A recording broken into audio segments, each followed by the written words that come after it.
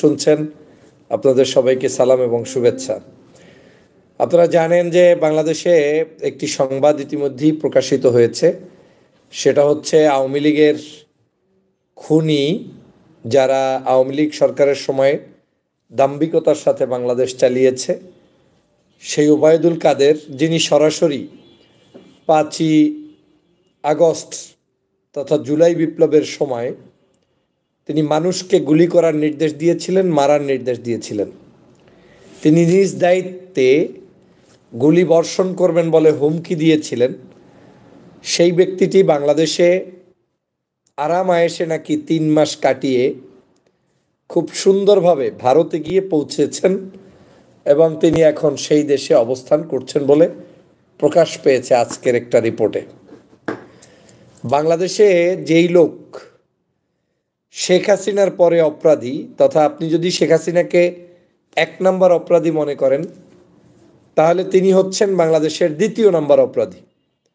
এবং অনেক ক্ষেত্রে যদি তাকে আপনি 1 নম্বরও ধরেন তাও ভুল হবে না, এই জন্য যে দালালি করতে করতে, চাটামি করতে করতে সঠিক তথ্যটাও শেখ হাসিনাকে না দিয়ে এরা নেতা হওয়ার জন্য যা যা করা দরকার, খুন খারাপি, হত্যা, রাজধানী লুটতারাজ, মানুষকে মারা, পুলিশকে ভিন্ন খাতে প্রভাবিত করা, প্রশাসনকে ভিন্ন খাতে প্রভাবিত করা, এই সব কাজের নায়ক ছিলেন এই ওবায়দুল কাদের সাহেব।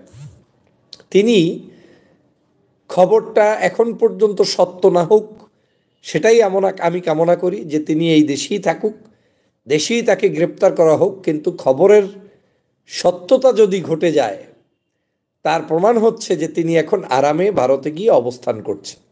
কিন্তু আবারও আমি আশাবাদী যে তিনি যাবেন না, বা এখানে আছেন বলে আমি ধরে নিয়ে সেটা আমি আশা পোষণ করতে পারি। কিন্তু খবরে যে সংবাদ প্রকাশ হয়েছে সেটা আমার জন্য, দেশের জন্য, মানুষের জন্য অবশ্যই একটি অশনি সংকেত এবং আমাদের জন্য দুর্ভাগ্যের ব্যাপার। প্রশাসন জানে না, পুলিশ জানে না ওবায়দুল কাদেরের মতো একজন ব্যক্তি তিনি পালিয়ে কিভাবে গেলেন, এটা আমার কাছে বোধগম্য নয়। আমি বাংলাদেশ সরকারের কাছে আহ্বান করব, আমাদের সম্মানিত সেনা প্রধানের কাছে আমি আহ্বান করব, আপনি একবার ঘোষণা দিয়েছিলেন যে বাংলাদেশে 600-র মতো মানুষ বা তার একটু বেশি আপনার কাছে নিরাপত্তা চেয়েছিল এবং আপনি তাদেরকে নিরাপত্তা দিয়েছেন। বাংলাদেশে আপনি আপনার জায়গা থেকে তখন মনে করেছেন যে তাদেরকে মানবিক দৃষ্টিতে নিরাপত্তা দিলেই ভালো হবে, কারণ দেশের পরিস্থিতি বিবেচনায় আপনি হয়তো সেটা করেছেন। কিন্তু কোনো খুনি, কোনো অপরাধী, কোনো লুটেরা, কোনো ধর্ষণকারী, কোনো হত্যাকারী যারা মানুষের উপরে জুলুম করেছে, তাদের প্রতি সিম্পিথি ক্রিয়েট করার কোনো সুযোগ আমাদের নাই। যদি ওই 600 লোক তৎকালীন সময় আপনার নিয়ন্ত্রণে থেকে থাকে, এখন তারা কোথায় আছে সেটা জাতিকে জানিয়ে দিতে হবে। অবশ্যই আপনাকে উচিত হবে আপনার যে কোনো জায়গা থেকে, আপনি নিশ্চয়ই সেনাবাহিনীর কোনো জায়গায় আনডকুমেন্টেড কোনো কিছু থাকার কথা না। অতএব এই 600 লোকের বায়োডাটা সহ আপনার কাছে আছে। এই 600 লোকের ডাটা জাতির কাছে প্রকাশ করুন। তাদের বিরুদ্ধে মামলা হলে দ্রুত তাদেরকে আইনের আওতায় এনে বিচারের কাঠগড়ায় দাঁড় করুন এবং যারা সরাসরি খুনের সাথে জড়িত তাদেরকে এই যে আন্তর্জাতিক অপরাধ ট্রাইব্যুনাল নামে যে ট্রাইব্যুনাল হয়েছে, সেই ট্রাইব্যুনালে তাদেরকে হাজির করে তারপরে বিচার করুন। যদি আমরা সেটা করতে ব্যর্থ হই, তাহলে আমাদের এই বাংলাদেশ, সুন্দরতম এই দেশ সঠিক থাকবে না। প্রিয় ভাইরা আমার, আমি স্পষ্ট করে বলতে চাই, ওই 600 লোকের যেমন বিচার করতে হবে, পাশাপাশি 600 লোকের তালিকা প্রকাশ করতে হবে, পাশাপাশি ওবায়দুল কাদের সাহেব সহ যারাই আমাদের দেশ থেকে পালিয়ে গিয়েছে এবং পালিয়ে যাচ্ছে বলে মনে হচ্ছে, এদের প্রত্যেককে আইনের মাধ্যমে ডেকে এনে বিচার করতে হবে। বাংলাদেশে যত দ্রুত সম্ভব তাদেরকে ডাকতে হবে। আমি স্পষ্ট করে এই সরকারকে অনুরোধ করব, আপনি ভারতের সাথে ডাইরেক্ট বলে দিন যে আপনাদেরকে এই বাংলাদেশের যেই সকল লোক ওই দেশে গিয়ে পালিয়েছে, ওই পালানো প্রত্যেকটা লোককে বাংলাদেশে ফেরত দিতে হবে, প্রত্যেককে দিতে হবে এবং প্রত্যেকের বিচারের জন্য আমাদের সবাইকে মিলে উদ্যোগী হতে হবে। তাদের বিচার ছাড়া বাংলাদেশে আমরা কোনো সংস্কার, আইন, নির্বাচন কোনো কিচ্ছুতে লাভ নাই, যতই আমরা খুনি, লম্পট, দুষ্ট লোকগুলোকে বাঁচিয়ে দেই। কারণ যারা একবার খুন করে তারা মৃত্যুর আগে ওটা এমন একটা স্বাদ, সে আবার খুন করার জন্য উদ্গ্রীব হবে। অতএব আমাদের সবাইকে সেই জন্য চেষ্টা করতে হবে এবং সবাইকে কথা বলতে হবে। প্রিয় সহযোদ্ধা ভাইয়েরা, আমি আপনাদের কাছে আজকের এই যে দুর্ঘটনাটি আমরা শুনলাম, ওবায়দুল কাদেরের ইস্যুটা, এটা আমার কাছে অবাক কাণ্ড ঘটেছে। এই কাণ্ডর কারণে আমি ব্যক্তিগতভাবে আমি মনে করি এটা কোনোভাবে কাম্য ছিল না, কিন্তু যে ঘটনাটা ঘটে ফেলেছে এটা আমাদের জন্য অবশ্যই একটা অশনি সংকেত।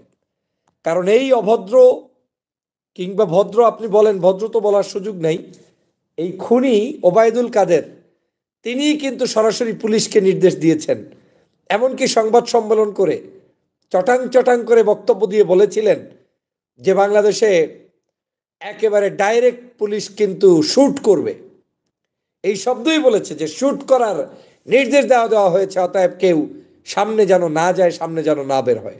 তো যে লোক সরাসরি শ্যুট করার নির্দেশ দিয়েছে তাকেই তো অ্যারেস্ট করে রিমান্ডে নিলে বাংলাদেশের বাকিদের সকল চিত্র তথ্য আপনার কাছে উপস্থাপিত হবে।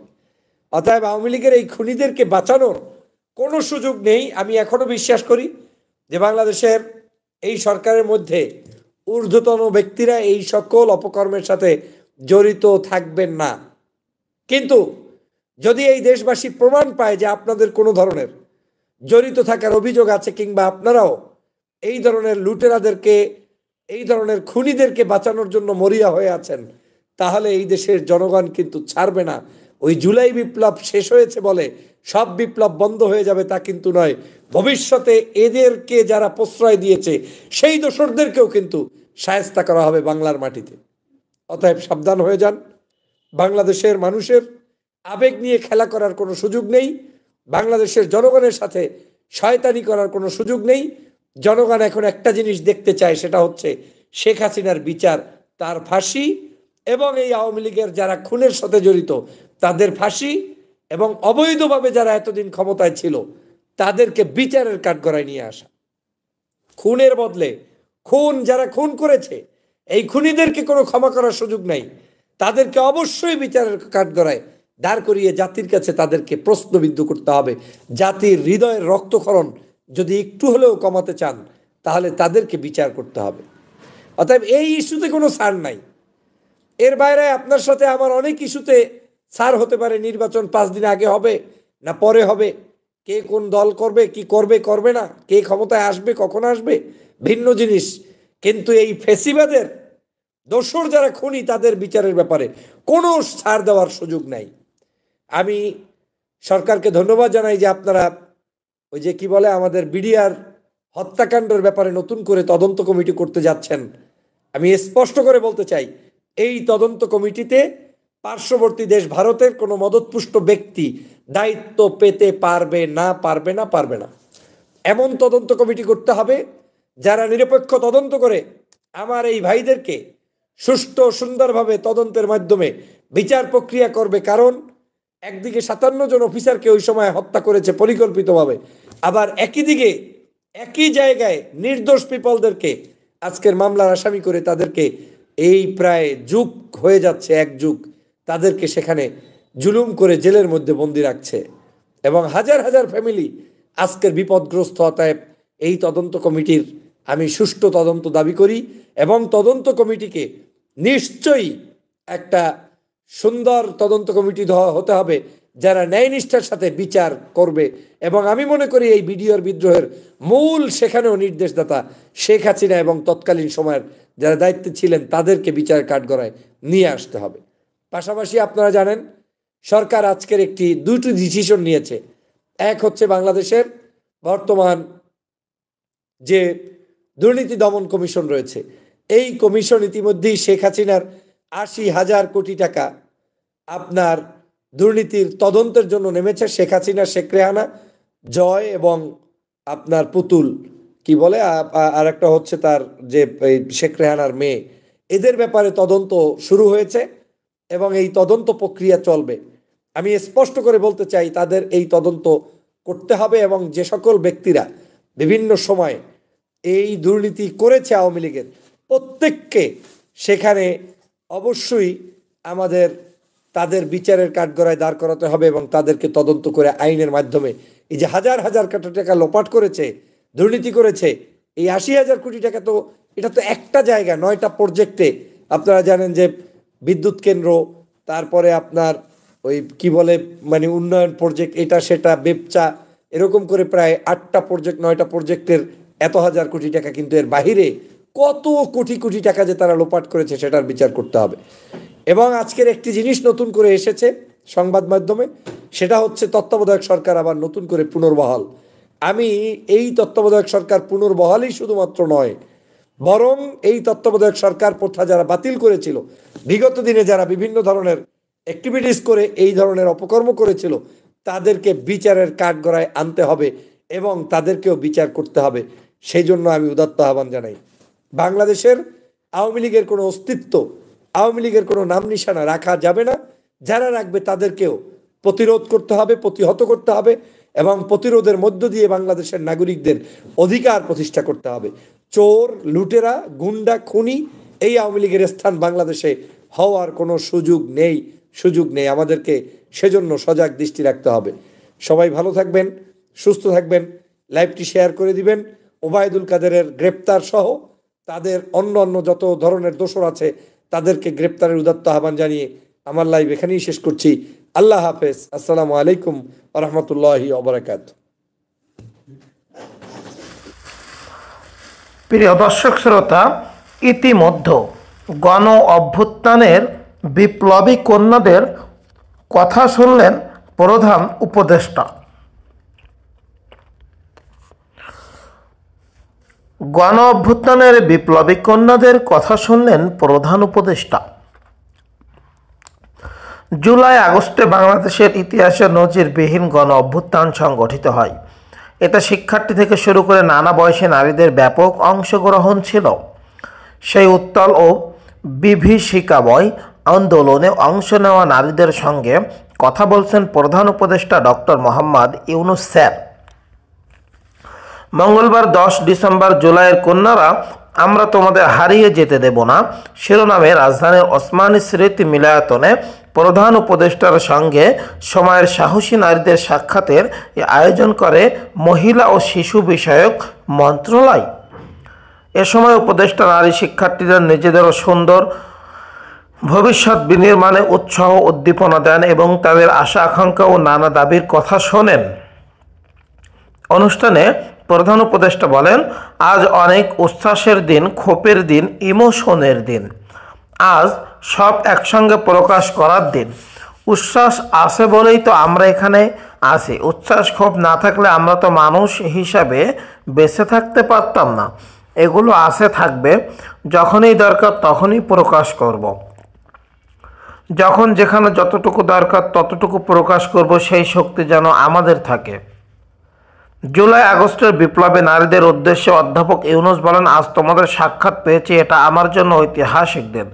তোমরা বাংলাদেশের আজ যে পর্যায়ে নিয়ে গেছো সেটি ঐতিহাসিক ঘটনা। এই ঐতিহাসিক ঘটনায় যার নায়িকা তাদের আমি মনে প্রাণে ধন্যবাদ জানাই।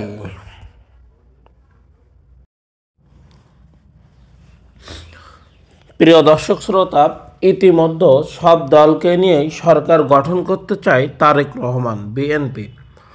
এখন তারেক রহমানও বড় বুদ্ধিমান হয়ে গেছে, কারণ সব দলকে না নিয়ে যদি তারা সরকার গঠন করতে যায় তাহলে কিন্তু তারা সরকার হতে পারবে না।